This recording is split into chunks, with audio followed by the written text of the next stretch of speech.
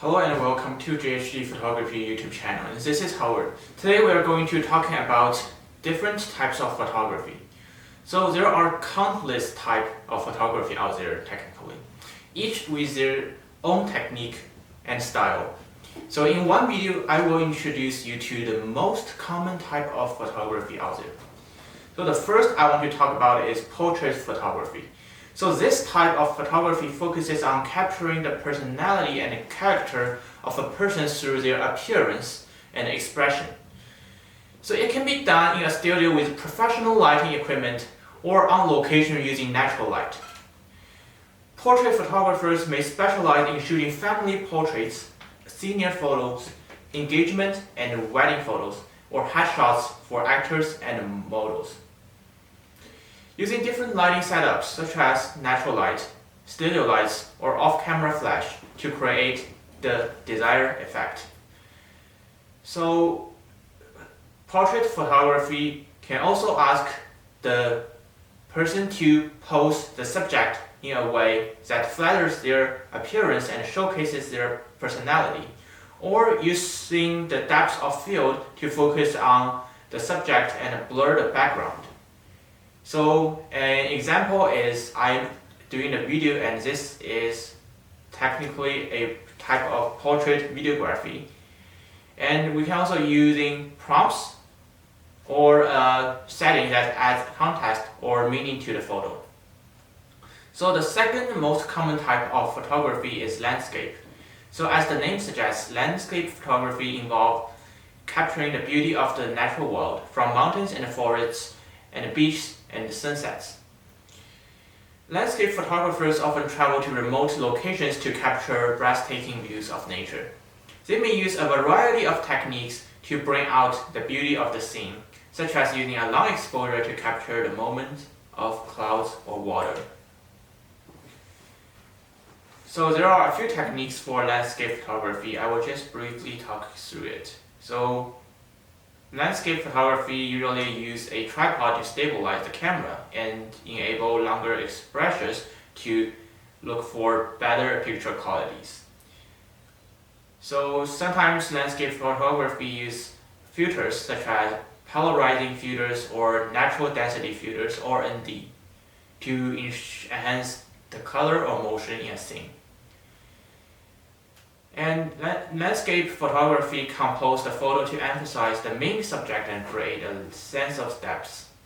Also, it can use techniques like bracketing to capture a range of exposures and create a high dynamic range, which is HDR image.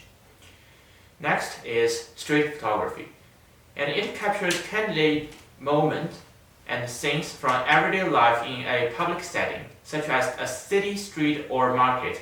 Street photographers often work in busy urban environments, capturing candid moments and unique scenes as they unfold. This type of photography requires quick reflex and the ability to anticipate and capture fleeting moments.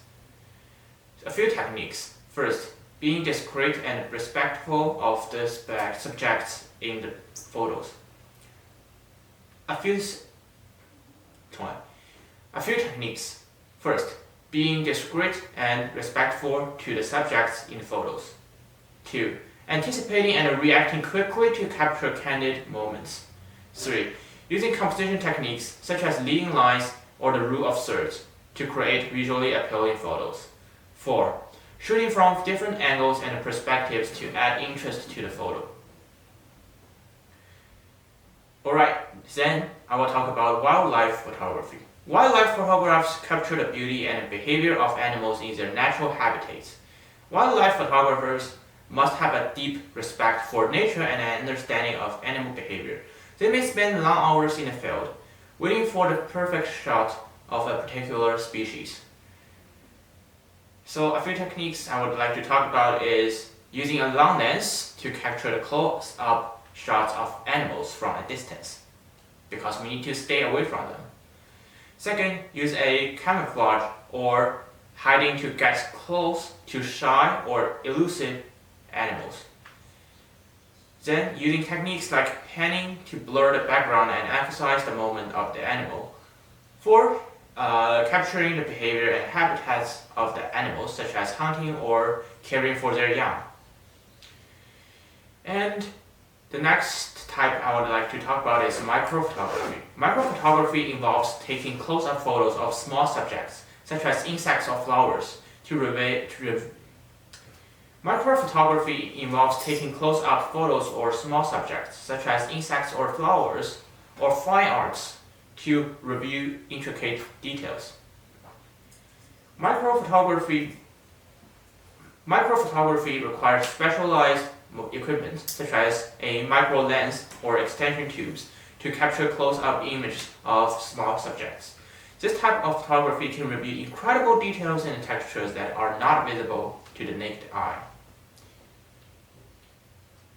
Then, next big type is fashion photography. Fashion photographers create images that showcase clothing and accessories for publications like magazines and advertisements. Fashion photographers work with models, stylists, and art directors to create stunning images that showcase the latest clothing and accessory trends. And they may work in a studio or on location, and may use a variety of lighting and posing techniques to create the desired look. Black or white photography, or monochrome photography, involves capturing images in grayscale rather than color. This type of photography often emphasizes texture, shape, contrast, and can convey a sense of timelessness and elegance. Techniques used in black and white photography include converting a color image to grayscale using filters to adjust the tonality of the image, and dodging and burning to control the brightness of specific areas of the image. And next big category is sports photography. So sports photographers capture action-packed moments and expressive facial expressions at sporting events. This type of photography requires quick reflexes, a long lens, and the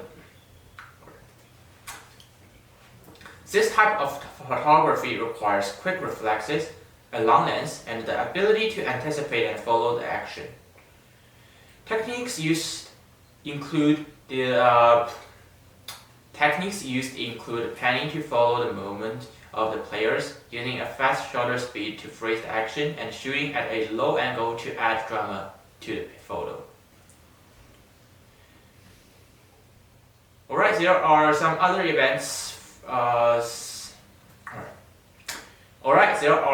other types, such as product photography that create image of products used for commercials and advertisement, and food photography that are creating appetizing images of dishes and integrates for use in cookbooks, menus, and food magazines. And the next big category I'm going to talk about is event photography. So event photography captures the highlight and the atmosphere of events such as parties, conferences, concerts, and weddings. And this type of photography requires the ability to work quickly and efficiently.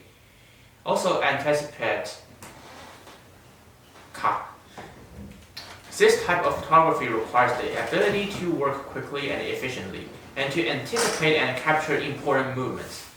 Techniques used in event photography include using a fast lens to capture candid moments, using flash to add light to low light situation, and using a wide angle lens to capture the overall atmosphere, also more information of the event. Okay, aerial photography, which is sort of new but not that new type. So aerial photography, as its name suggests, captures images from above. So using planes, helicopters, drones, or other platforms. So this type of photographies can be used to document landscape features, urban planning, real estate, or special events. And next is fine art photography. So it creates images that are intended to be artistic and expressive rather than documentary. So this type of photography often involves the use of creative techniques and processes, such as long exposures, double exposures, and alternative printing method. It has unlimited subjects and styles, from landscapes, and still. It has unlimited and a variety of subjects and styles, from landscapes and still lifes to abstract and conceptual themes.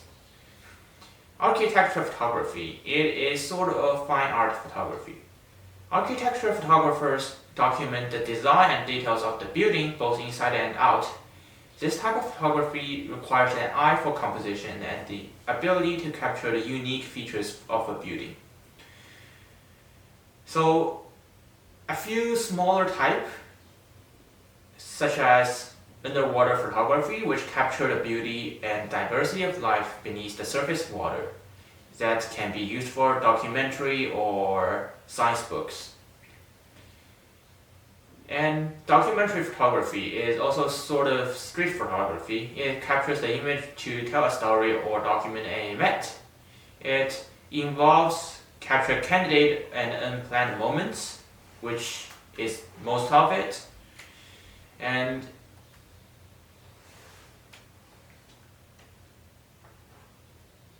the last one here I want to talk about is OK 这里出来 sorry OK 这里出来 OK 从 underwater 开始 Alright, there are some small type of photography such as underwater. So it captures the beauty and diversity of life beneath the surface of the water. It requires specialized equipment, and the photos of underwater photography is used in documentaries or textbooks. The last but not least type of photography I want to talk in today's video is astrophotography. So astrophotographers capture the beauty of the night sky, including stars, galaxies, and nebulae.